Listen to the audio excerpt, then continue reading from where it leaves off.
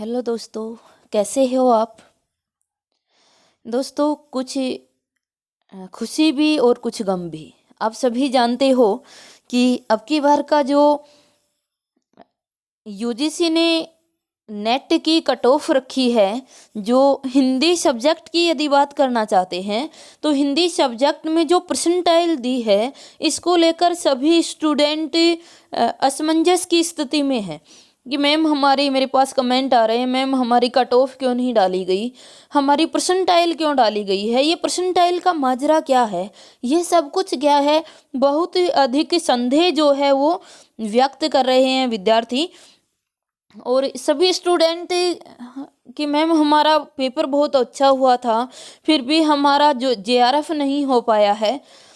ऐसे जो अपने अंदर की जो असमंजस की स्थिति है वो प्रकट कर रहे हैं। दोस्तों मैं आपके दर्द को अच्छे से समझ सकती हूँ और एनटीए ने भी कुछ गलत आपके साथ नहीं किया है। देखिए, एक अभी आपने साइट देखा होगा और एनटीए की साइट पे एक खुशखबरी अभी अभी डाली गई है। आप सुनोगे बहुत खुश हो जाओगे। दोस्तों इससे पहले मैं बता देना चाहती हूँ, मेरे चैनल पे जो भी लोग पेड क्लासेज ले रहे थे उसमें अधिकतर लोगों का नेट हो गया है और जेआरएफ भी मुझे मिला है। इस बात की खुशी मेरे अंदर बहुत अधिक है, शायद शब्दों में मैं आपके समक्ष नहीं रख पाऊँ। बस इतना ही कहूँगी कि आप लोग महसूस करना, जब एक टीचर के सामने उनकी मेहनत का फल आता है। कहने का भाव कि एक अध्यापक के स्टूडेंट जब क्वालिफाई हो जाते हैं, जब वो कट ऑफ में आ जाते हैं, तो कितनी खुशी एक अध्यापक को होती है और कितनी खुशी उन स्टूडेंट्स को होती है, ये शायद शब्द बयान नहीं कर पाते हैं।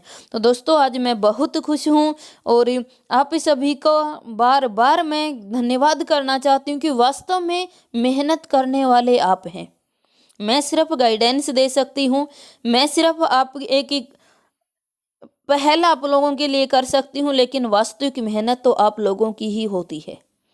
आप ही कठोर मेहनत करते हो मेरे साथ साथ, तब जाके रिजल्ट आ पाता है। दोस्तों किन किन का रिजल्ट हुआ, उनके कुछ अल्फाज जो हैं वो मैं आपको कल सुनवाना चाहूँगी। उनकी कुछ कल की वीडियो लेकर आ रहे हैं जिसमें एक एक मिनट की सभी की रिकॉर्डिंग आपके समक्ष आ जाएगी रिजल्ट होने वालों की।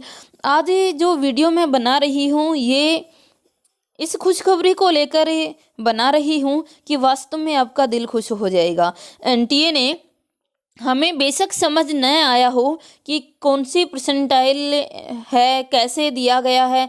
दोस्तों वैसे परसेंटाइल जो है वो सीधी सीधी होती है। आपकी परसेंटाइल में कुछ ऐसा नहीं होता है जो बहुत कुछ ना समझने की बात आई, लेकिन फिर भी कुछ स्टूडेंट्स का कहना था कि मैम हमें तो डायरेक्ट कट ऑफ देखनी चाहिए थी, हम नेट ही हुए, हम जेआरएफ क्यों नहीं हुए, हमारा पेपर बहुत अच्छा हुआ था। तो उस कन्फ्यूजन को भी दूर करने के लिए, उस संदेह को दूर करने के लिए आज एनटीए ने एक लिस्ट डाली है और वह लिस्ट आपको दिखाई दे रहेगी। मैं लेकर आ चुकी हूँ आपको एनटीए की ऑफिशियल साइट पर, जिसमें हम देख रहे हैं कि आज एक लिस्ट डाली गई और लिस्ट आपके समक्ष डाली गई है कि जो ओबीसी हैं, एससी हैं, एसटी हैं, उनके लिए एक फेलोशिप पुरस्कार दे दिया गया है कि जो फेलोशिप पुरस्कार मिलना चाहिए था, यानी मैं सीधे शब्दों में कहूँ, जो जेआरएफ होने पर आपको फेलोशिप मिलती है वह फेलोशिप नेट वालों को भी दी जाएगी। और कल जो रिजल्ट आया है उस रिजल्ट में से एक लिस्ट बनाकर दे दी गई है कि जिनका जेआरएफ नहीं है लेकिन जिनकी परसेंटाइल बहुत अच्छी है और अच्छी परसेंटाइल के साथ उन्होंने नेट क्वालिफाई किया है, तो उनको भी फेलोशिप दी जाएगी। वो भी फेलोशिप के लिए, वे उम्मीदवार भी फेलोशिप के अधिकारी होंगे। कहने का सीधा सा भाव कि कुछ लोगों की परसेंटाइल बहुत अच्छी है लेकिन उनका जेआरएफ नहीं हो पाया, उनका नेट ही हुआ है, तो वो भी समझे कि उनका जेआरएफ हो गया है। देखिए एक एक लिस्ट को हम देख लेते हैं। सबसे पहले जो लिस्ट दी जा रही है वो दी जा रही है अन्य पिछड़ा वर्ग के लिए।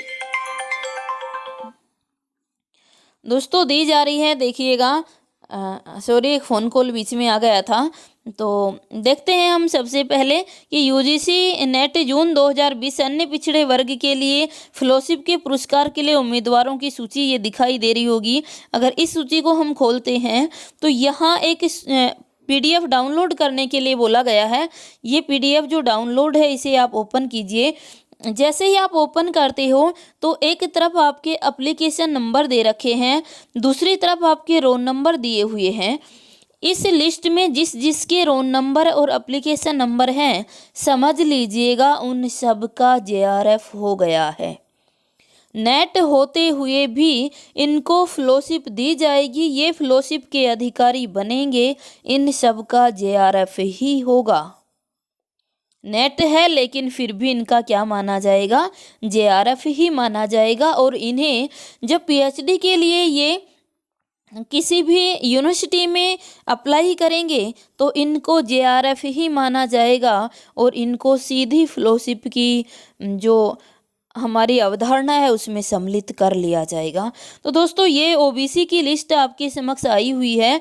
जो ओबीसी कैंडिडेट हैं उनकी ये लिस्ट दी जा रही है कि ये जो लिस्ट है इसमें आने वाले सभी जेआरएफ होंगे, सभी को फेलोशिप दी जाएगी।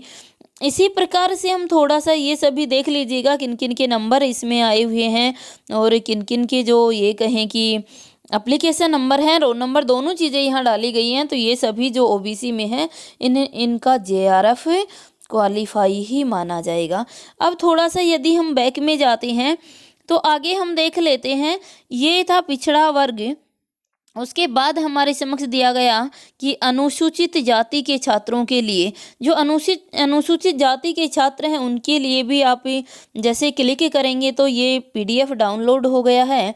इस पीडीएफ को यदि आप ओपन करते हो तो यहाँ भी दे दिया गया कि जो 30 तारीख को नेट हुआ था, 30 तारीख को जो रिजल्ट आया था उस रिजल्ट में कुछ ऐसे स्टूडेंट थे जिनकी परसेंटाइल बहुत अच्छी थी और उनको केवल नेट क्वालिफाई दिखाया गया। उन सबको जेआरएफ की जो फेलोशिप है वो सभी को अवार्ड कर दी जाएगी। तो दोस्तों, ये भी आप अपने नंबर यहाँ चेक कर सकते हो। यदि आप इस कैटेगरी से हो तो आप चेक कर सकते हो कि यहाँ पर भी आपके रोल नंबर और एप्लीकेशन नंबर दोनों दिए जा रहे हैं। इस लिस्ट के अंदर जो भी कोई शामिल है, चाहे उसका नेट हुआ है लेकिन उसे नेशनल फेलोशिप अवार्ड कर दी जाएगी और ये जो शेड्यूल्ड कास्ट हैं उनके लिए ये दिया गया है। तो देख लेते हैं दोस्तों, यहाँ भी काफ़ी लोगों को सम्मिलित किया गया है। तो आप भी अपने रोल नंबर यहाँ से देख सकते हैं। आप यूजीसी की जब ऑफिशियल साइट पे जाओगे तो ये आपको मिल जाएगा। देखिए, यहाँ भी इतने लोगों को जेआरएफ ही दे दिया गया है, ये समझिएगा। ये सभी जेआरएफ वाले ही हैं। चलिए, उसके बाद थोड़ा सा बैक लेकर जाती हूँ आपको। इसके बाद दिया गया अल्पसंख्यक छात्रों के लिए मौलाना आज़ाद राष्ट्रीय फेलोशिप के पुरस्कार के लिए उम्मीदवारों की सूची भी यहाँ डाल दी गई है कि किन किन को ये दी गई है। अब इसको अगर हम खोलते हैं तो यहाँ ये लिस्ट आपके समक्ष आ गई है। तो ये सभी जो हैं वो आपके जो अल्पसंख्यक हैं उनको भी, जिनकी परसेंटाइल अच्छी थी, उन्हें फेलोशिप अवार्ड कर दिया जाएगा। तो दोस्तों, ये कहें कि एनटीए के द्वारा ये एक बहुत ही बड़ी खुशखबरी थी जो आप लोगों को दी गई है। और जैसे ही मैंने इसको देखा तो मुझे लगा कि कुछ स्टूडेंट बेचारे जिनका जेआरएफ नहीं हुआ था वो बहुत दुखी थे अंदर से।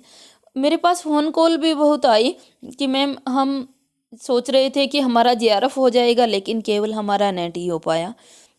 पेड क्लासेज के अंदर से भी मेरे प्रिय स्टूडेंट्स का मुझे फ़ोन आ रहा था और वो थोड़े से चिंतित थे कि मैम, हमने वादा किया था कि जेआरएफ लेकर रहेंगे लेकिन हम वादे पर खरे नहीं उतर पाए हैं। तो वो भी सॉरी फील कर रहे थे कि मैम, हम आपकी की हुई जो मेहनत थी उस मेहनत को उस मुकाम तक नहीं पहुंचा पाए, हमारा नेट ही हुआ है। तो दोस्तों, उस समय तो मैंने उनको दिलासा दिया, कोई बात नहीं है, अब की बार जो है कट ऑफ काफ़ी हाई गई है और कोई बात नहीं, अगर आपका जेआरएफ नहीं हुआ तो अगली बार फिर पुनः प्रयास करेंगे और जेआरएफ निकलेगा। लेकिन अंदर से दोस्तों मैं भी दुखी थी। इतनी मेहनत हम लोगों ने की, ये कहें रात के 12-12 बजे तक हम लोग पढ़ते थे और सभी स्टूडेंट मेरे साथ बखूबी समय अदा करते थे, मेहनत भी करते थे और एक पेपर भी उनका अच्छा हुआ था, लेकिन फिर भी जेआरएफ नहीं मिला।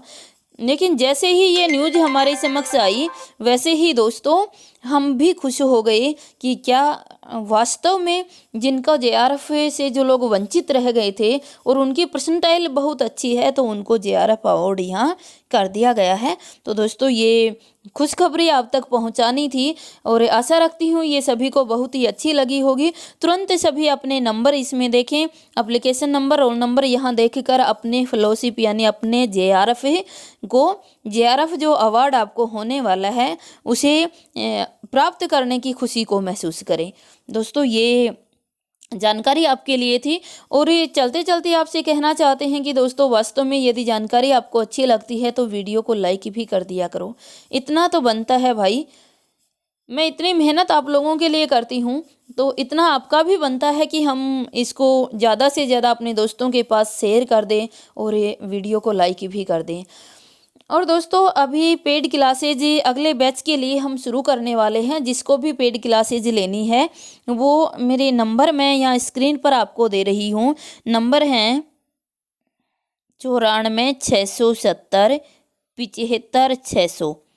इस नंबर पर आप कांटेक्ट कर सकते हो जिसको भी पेड क्लासेज लेनी है। और अब की बार भी हमारा रिजल्ट बहुत अच्छा रहा है और अगली बार भी बहुत अच्छा रहेगा।